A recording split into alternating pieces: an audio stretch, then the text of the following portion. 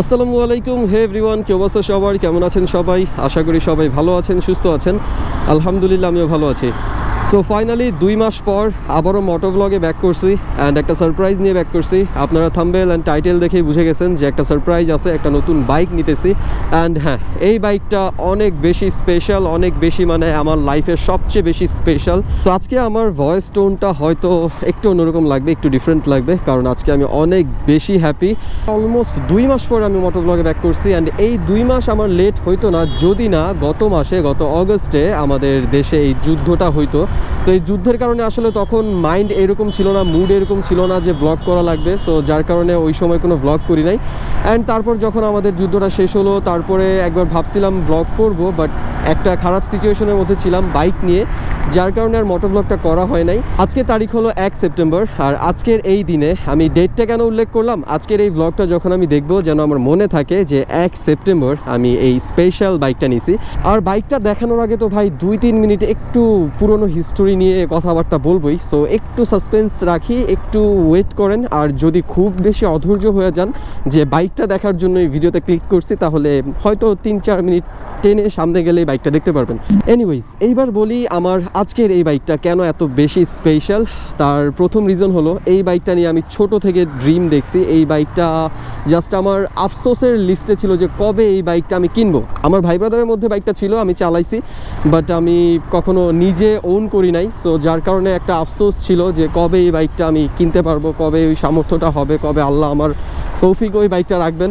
Even গত 1 মাস আগেও আমি ভাবি নাই যে এই বাইকটা আমি এই 1 মাসের মধ্যে কিনতে পারবো। সো আমার ফ্যামিলি আমাকে খুব বড় একটা সাপোর্ট দিছে। ফ্যামিলি থেকে যদি এই সাপোর্টটা না থাকতো তাহলে আসলে এই বাইকটা এখন আমার কেনা হইতো না।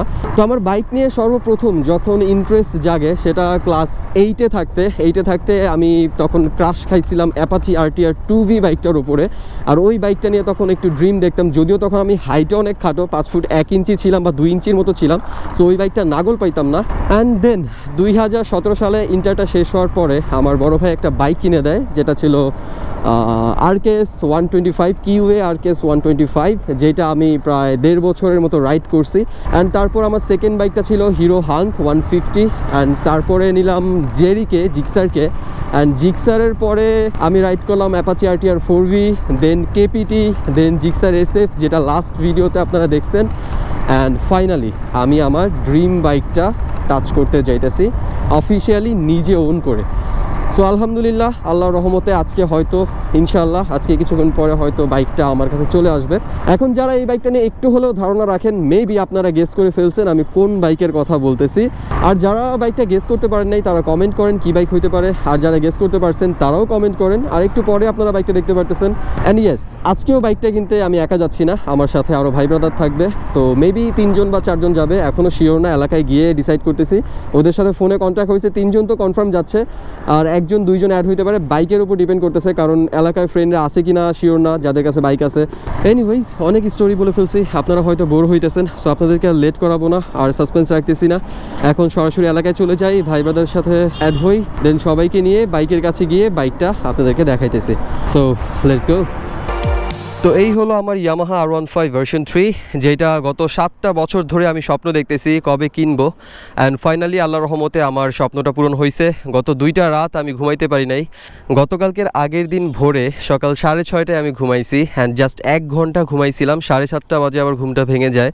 আর এই 1 ঘন্টার মধ্যে আমি এই বাইকটা নিয়ে 2বার স্বপ্ন দেখছি।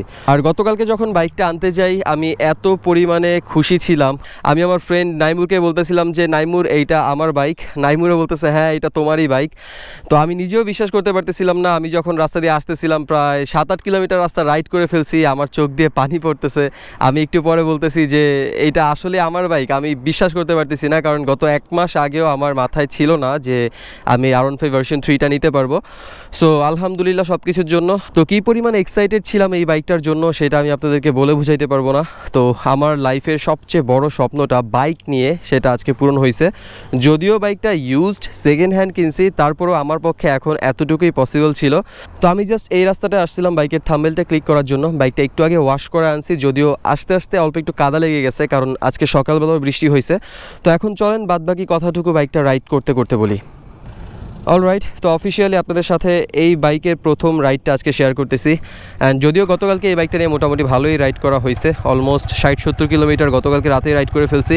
অ্যান্ড আজকে সকালবেলাও এক জায়গায় যাওয়া হয়েছিল বাইকটা নিয়ে, আমি সকালের দিকে আগারগাঁতে গেছিলাম একটা কাজে। তো ব্লগের একদম শেষ পার্টে চলে আসছি। অ্যান্ড এই ব্লগের শেষ পার্টে এসে আমি কিছু মানুষকে স্পেশালি থ্যাঙ্কস দিতে চাই, যারা না থাকলে হয়তো এই বাইকটা আমার কেনা হইতো না। যাদের সাপোর্টটা, যাদের ফিনান্সিয়াল বলেন বা মেন্টাল সাপোর্টটা যদি আমাকে না দিত, তাহলে হয়তো এই বাইকটা কেনার সাহসটা আমি পাইতাম না। তার মধ্যে অন্যতম একজন ব্যক্তি হচ্ছে আমার রফিক মামা। সো রফিক মামা ব্যাপারটা জানে, রফিক মামা ব্লগটা ইনশাল্লাহ দেখবে। আর রফিক মামাকে অনেক অনেক ধন্যবাদ আমাকে এতটা সাপোর্ট দেওয়ার জন্য।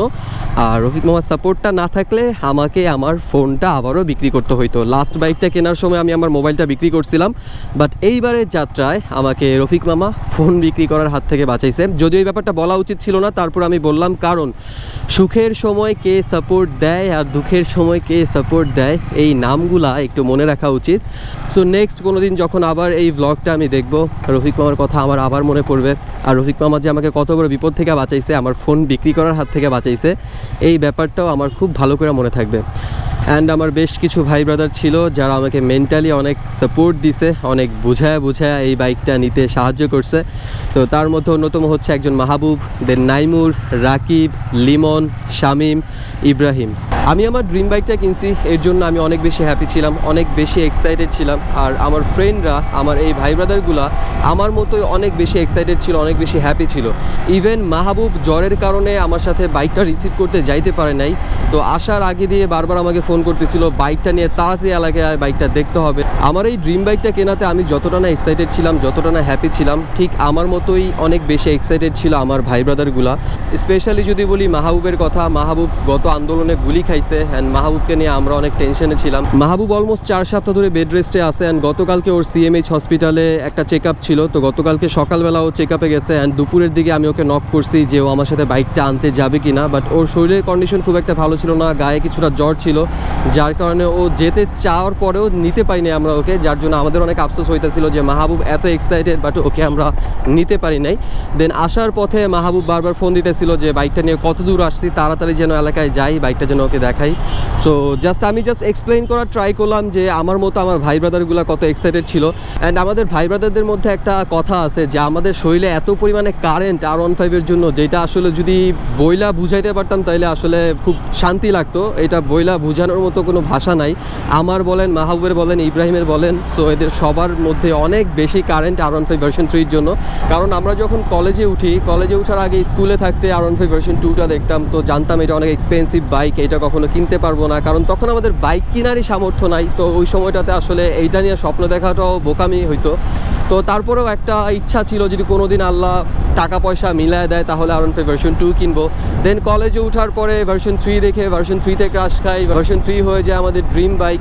অ্যান্ড ভার্সন 3টা দেখতে দেখতে বড় হইতে থাকি। দেন বাইক কিনা শুরু করি, একে একে করে সবগুলা ফ্রেন্ড বাইক কিনি। তো এই যে আজকে R15 ভার্সন 3 নিয়ে আমি এত কথা বললাম, এত এক্সাইটমেন্টের কথা বললাম, হয়তো আপনারা শুনতে শুনতে বিরক্ত হয়ে গেছেন, বাট সত্যি কথা বলতে আমার মনের মধ্যে যেই আক্ষেপটা ছিল, যে আফসোসটা আমার মধ্যে আমি লালন করতেছিলাম, সেটা আজকে শেষ হয়ে গেছে। যার কারণে আমি এত কথা বলছি। হয়তো আপনারা বিরক্ত হয়ে গেছেন, হয়তো আপনারা বোর হয়ে গেছেন, বাট সত্যি কথা বলতে আজকে আমার মধ্যে একেবারে শান্তি আছে। আমার বাইক নিয়ে আর কোনো ড্রিম নাই। সো আলহামদুলিল্লাহ আমার ড্রিমটা পূরণ হয়েছে। আর আমি চাই আমার যে ভাই ব্রাদারগুলোর মনেও ঠিক আমার মতো এই স্বপ্নটা আছে, এই আফসোসটা আছে, ওদেরও ড্রিমটা একদিন পূরণ হোক, ওরাও একদিন R15 ভার্সন 3 কিনতে পারুক। সো আজকের এই ব্লগটা এই পর্যন্তই। আশা করি ব্লগটা আপনাদের ভালো লাগছে। যদি ব্লগের কোনো একটা পার্ট ভালো লেগে থাকে তাহলে অবশ্যই দিতে হবে একটা লাইক। অ্যান্ড যারা চ্যানেলটায় নতুন, অর্থাৎ আমার এই ভিডিওটা ফার্স্ট টাইম দেখতেছেন, তারা চাইলে আমাকে সাপোর্ট করতে পারেন চ্যানেলটা সাবস্ক্রাইব করে, অ্যান্ড হয়ে যেতে পারেন আমাদের ফ্যামিলি মেম্বার। তো দেখা হচ্ছে পরবর্তী নতুন একটা ব্লগে। যতক্ষণ না পরবর্তী নতুন ব্লগটা নিয়ে আবার আপনাদের সামনে আসতেছি, তার আগ পর্যন্ত ইনশাআল্লাহ আমরা সবাই থাকবো সুস্থ এবং ভালো। Work hard, have fun, piece.